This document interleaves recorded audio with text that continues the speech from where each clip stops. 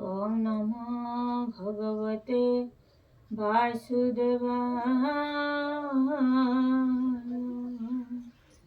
हिरण्यकश्यप विदारण ओ प्रह्लाद प्रति कृपा। स्तंभर मध्य दैतारी नरकेशरी रूप धरी अद्भुत रूप देवराय नुहे नरकी पशुराय। रूपरे नरहरि उत्तान करी ताकु धरी वाम दक्षिण बेनी करे लीला मात्र के नखांकुरे रसे हुंकार नाद करी हृदय कमल विदारी देखि नृसिंह दया चित्ते आनंदे धरी तांकु हस्ते भूमिरु तोଳି बसाइले हस्त पंकज शिरे देले। ओम नमो भगवते वासुदेवाय। सप्तम स्कंद प्रथम अध्याय। नमोई नृसिंह चरण नादि परम कारण लीला विहारे तनु धरी मर्त्य के पारे साध्य करी कृष्ण चरणे देई चित्त बोलंती व्यासंकर सुत। आउ एबे हो सुन नरपति हरिचरित साधुवाणी आउ तन्म वासना कर्म फले प्राणी भ्रमंती ये सयळे। सप्तम स्कंदे उपदेश कहिबा अध्याय पंचदश। कर्म वासना रूप धरे बेनी प्रकारे से संचरे शुभ अशुभ बेनी पदे प्रकाश करे हेतु भेदे। महांत अपमान कोपे अशुभ जन्म लभे पापे पुणी महांत अनुग्रहे से कर्म शुभ फल वहे। सुण कहिबा प्रिय भावे जे जही जेमंत प्रस्तावे। वैकुंठे हरिद्वार पाल जय विजय महाबल सेवेनी भाई हरिपादे खटंती सेवा अनुसारे। चतुसंक कोप फले जन्मिले असुरंक कुले ब्राह्मणे अपराध करी मर्त्य जन्मिले देह धरी। असुर अंशे अवतार हिरण्यकश्यप कुमार से प्रह्लाद दैत्य देहे नारद मुनि अनुग्रहे। श्री कृष्ण चरण कमले निश्चल भक्ति जोगवळे जन्म वासना हेतु स्मरी कृष्ण भक्ति दृढ़ धरी। विष्णु भक्त होई जेबे भक्ति करे सेहु भावे ताहाकु रखे भगवान न सहे भक्त अपमान। जय विजय बेनी भाई असुर अंशे जन्म होई हरिंकी अपराध कले तृतीय जन्मे निस्तरिले। एणु पंडित प्राणी जेते महांत अनुग्रह अर्थे जत्न करंती न निरंतरे आत्मा को आपणे उद्धरे। जे भाव मुनि गणे चिंती महांत लक्षण बोलांती ए आदि अंत नुहे कही। सुन परीक्षा मन देई दीति उदरे देह वही। जय विजय बेनी भाई विष्णु हिंसन निरंतरे करंती असुर व्यवहारे। तांक कूले प्रह्लाद श्रीकृष्ण भक्त मध्य बुद्ध ए पिता पुत्र मध्य गते पूर्व वासना अनुमते महांत कोप अनुग्रह वासना भेद ए निश्चय वासना बळे कर्मे जात। 10 अध्याय ए चरित। ए पंच प्रस्ताव शेष जान धर्मर निर्णय लक्षण। प्रथम अध्याय प्रस्ताव कहिबा पिता पुत्र भाव हिरण्यकश्यप कुमार कृष्ण भक्त मध्यवर ब्राह्मण सापे बेनी भाई असुर अंशे जात होई इंद्रर अर्थे भगवान असुर कले निधन। तेणु कश्यप ऋषि नारी से दीति मने कोप करी आ पुत्र मरणर विश्वास निर्घात आ रोदे 10 दिशे एमंते सुख वाक्य शुणी पुछे पांडव चूड़ामणि राजा। परीक्षित उवाच भमुनि सुण मो वचन जय हरि सर्वघटे समः प्रिय सुहृद प्राणीकर विशेषे शरण सोदर से किंपा इंद्र पक्ष धरे निर्दये असुर संहारे जे हरि सर्वजीव गति से किंपा आचरे अनीति अशेष जंतु हृदय थाई अंतर सर्वे से देखई आत्मार निस्तारण करे से किंपा भेद बुद्धि धरे देव असुर तार देही सम विषम तार काही स्वभावे निर्गुण शरीर जे निरंजन निर्विकार एणु गोविंद गुण कर्मे संशय मोर चित्त भ्रमे पुछई चरणे तुम्भर मनु संशय दूर करसी सुख उवाच भनुर्प साधु तोर वाणी तुझे चारु परिमाणी अद्भुत कृष्णर महिमा के जानी पारे गुण सीमा ए ग्रंथ भागवत सुण कृष्णर भक्ति लक्षण परम पुण्य एहुवाणी जे शुणे जेबा मुखे भणी नारद आदि मुनि गणे जहा गावंती अनुक्षणे व्यास चरणे से भी मुहि कहिबी मु जहा जानो से हरि स्वभावे निर्गुण अजन्मा अव्यक्त कारण स्वभावे प्रकृति रूपर ब्रह्मा शंकर अगोचर से माया गुण आश्रय करी बध्य बधिक रूप धरी जे सत्वर जतम गुण प्रकृति हांक कारण आत्मार गुण ए नुहंती प्रकृति रूपे प्रकाशंती उदय अस्त एका बेले नुहंती गुण काल बळे सृष्टि पालन करे हरि सत गुण को आश्रय करी देवता ऋषि रूप होई स्वधर्मे सृष्टि से पालई रज गुण को आश्रय करी असुर मान को विस्तारी যক্ষ রাক্ষস তম গুণে সৃজই কালর প্রমাণে জ্যোতি স্বরূপ প্রকাশই বিচারে কাহি ন মিশই কাষ্ঠ সংযোগে অগ্নি জন্যে জল যে সনে পত্র স্থানে আকাশে জন্যে জল ঘটে তেমন্তে রূপ সে প্রকটে মায়ারে নানা রূপ হই সে মায়া তাকু ন লাগই এহা বিচারি মুনি জনে আত্মাকু আত্মা অনুমানে সংশয় ন করন্তি মনে हरि विषय क्रीड़ा स्थाने से काल माया जोग जुते पूरा सर्जई ए जगते रज गुण रे सृष्टि करे कारण ब्रह्म रूप धरे देवाधिदेव देह मध्य बसई सत्व अनुवादे रमिबा अर्थे भावग्राही अशेष जंतु हृदय थाई क्रीडार अंते से आपणे सृष्टि संघरे तम गुणे से सृष्टि आद्य काले हरि जीव प्रकृति रूप धरी प्रधान पुरुष एवेनी निमित्त मात्र संगे घेनी तांको आश्रय संग मेले जगत भी आइला काले काल बलंते आज्ञा घेनी प्रधान पुरुष एवेनी उभय मते नाना गुणे होइले प्री सृष्टिर कारणे से हरि काल रूप धरे सात्विक देवं को उद्धरे देवं को प्रिय कर्म करे असुर बल को संहारे एणु से प्रभु भगवान बहई सुर प्रिय नाम रजतामस गुण जेते ताहाकु संहारे अविरते एबे हो सुण नरनाथ हरिचरित भागवत तांकर महिमा विशेषे सुण कहिबा इतिहास राजुषी यज्ञ कला सभा अंते धर्म नंदनर अग्रते नारद मुनि जहा कही से सभा मध्य पांच भाई देवकी नंदनर तुले धर्म नंदन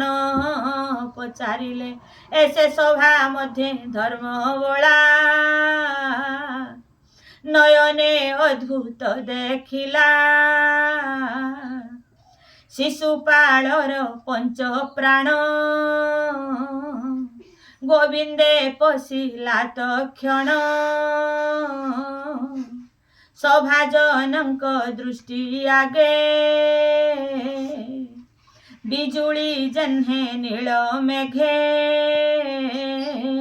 युधिष्ठिर उवाच भो मुनि अद्भुत कथा देख देखी मो मने गुरु चिंता अष्टांग जोगे मुनि गण चिंतती जे हरि चरण एकांत भक्ति जोगे चिंती जारूप केही न देखती देव मानवे अगोचर जे ब्रह्म नित्य निराकार ए दम घोषर कुमार स्वभावे दृष्ट दुराचार कृष्ण अनेक निंदा कला से किंपा कृष्ण को पाइला ए सौभाजने संगे मुहि तुम्भ सम्मुखे पचारई कह हे केवण कारणे शुणन्तु सकले श्रवणे विष्णु को विष्णु जन मेले जेबा निंदंती ज्ञान भले से प्राणी नरके पड़ती महांते मनते कहती ए दम घोष सुतवाणी सभारे दंत वक्र शुणी सेहु अनेक निंदा कला से किंपा कृष्ण को पाइला एबे निजने निंदा कले सभारे मध्य एक भले हे कृष्ण नहिला किंपा कृष्ण नहि कुष्ठ नहिला किंपा तुंडे किंपा न गले जम कुंडे केवण हेतु बेनिवीरे पशिले कृष्णर शरीरे एणे भ्रमई मोर मन बने जे सने हुतासन कारण कह मुनि मते शुणिले जीव हि परते शिशुकवाच एमंते धर्मसुत वाणी आनंदे शुणी ब्रह्म मुनि कहिले राजार अग्रते सकले शुणंती जेमंते नारद वाच ए जेते निंदा स्तुति अर्थे मनुष्य शरीर जगते प्रकृति पुरुष संजोगे कल्पित विवेक भावे वही हिंसा अभिमान दंड पारुष्य समाधान मुहि मोहर बोली जाने जाबत बसती निगुणे शरीर स्वभाव एमंते संसार मध्ये छंती जेते आत्माभिमाने देह बही ता बधे प्राणी बध होई एघेनी कैवल्य रस्ताने न घटे अर्थ अभिमाने हरि विषय करी जेते कैवल्य लभे प्राणी अंते के भजे रिपु अनुबंधे के बा मित्र भावे सधे के बा भजे ताकू तरे के बा प्रिय भाव करे के काम भावे अनुसरे के बा स्नेह चिंता करे ए सर्वे जने अंत काले पसंती चरण कमले नित्य वैरी भावे चिंती हरिंकी जेमंते लभंती निश्चल चित्ते नित्य ध्यायी जोगी ए लभिते बेता काहे ए भाव निश्चय मोर मने बेह शुण सावधाने भ्रमई जेते कीट मारे भ्रमर जेते कीट मारे नेई पाप पापई निज घरे नेस्तापई निज घरे से कीट प्राण जीवा बेले सभये देखी थाई डोले स्वभावे भय जोगे मरे तार स्वरूप अंते धरे एमंते कृष्णर विषय से माया मनुष्यर देहे पैरीपणे ताकू चिंती निर्मल हृदय पसंती एघेनी काम क्रोध भये जेवा भजंती मित्र स्नेह कृष्ण विषय चित्त देई अनेक गले मुख्य होई गोपनगरे गोपी जते कृष्ण भजिले नाम चित्ते कंस जे नित्य भय कला अंते से गोविंदे पशिला क्षत्रिय शिशुपाल आदि तरिले होइण विवादी संबंधे वृष्टि वंश जेते तुम्भे जे ज्ञाति स्नेह मते मुहिता चरण कमले भक्ति करई निश्चले पूर्वे जे बेण सत्य जुगे निरते न भजी भावे ब्राह्मण सापु नाश गला अंते से नरके पड़िला एणु हरिंकी नाना मते जे भजी पारे दृढ़ चित्ते निर्भय गोविंदे पसंती जन्म मरणु निस्तरंती जे दम घोषर कामिनी तोहर मातार भगिनी आउ तार उदरु बेनी बालो जे दंत वक्र शिशुपाल पूर्वे जे हरि द्वारे थिले ब्राह्मणे अपराध कले एबे भाई सहोदर कृष्ण सेवक मध्यवर महांत अपराध फले जन्मिले असुरर कूले ए जन्मे मनुष्य शरीर एबे मिलिले हरिद्वारे नारद मुखुए चरित शुणी बोलंती धर्मसुत युधिष्ठिर वाच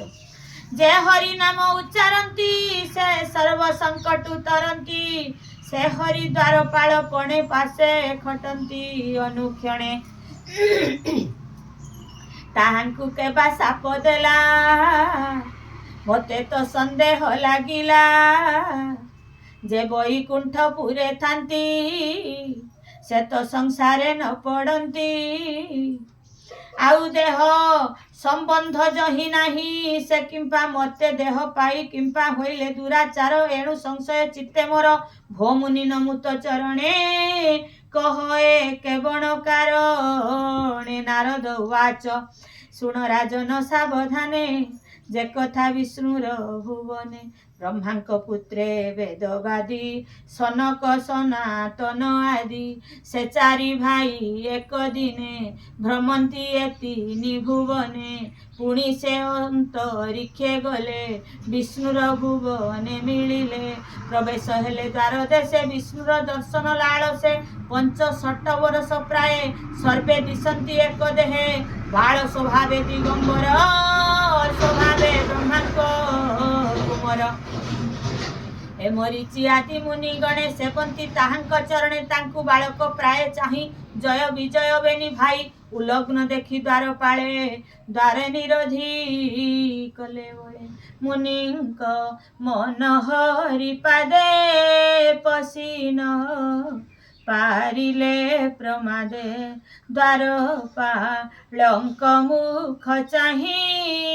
कपेव इले चारि भाई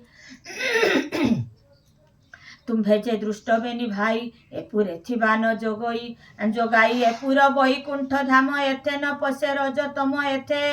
न थाओ भाई बेनी मते जन्मिबो देह घेनी अति पापिष्ट तुम्भ देह असुर कूले जन्म हुओ तक्षणे विप्र शाप पाई द्वारु खसिले बेनी भाई ऊर्ध चरण अध मुख तक्षणे देखि तांक दुख दया बसिला तांक देहि स्नेह बोइले चारि भाई असुर होइबेनी जन्म नित्य करिब दृष्ट कर्म तृतीय जन्मे नर होई सापु तरिब बेनी भाई विष्णु को चिंती अपराध पुणी लभिब निज पद प्रथमे कश्यपंक घरे जन्मिले द्वितीय उदरे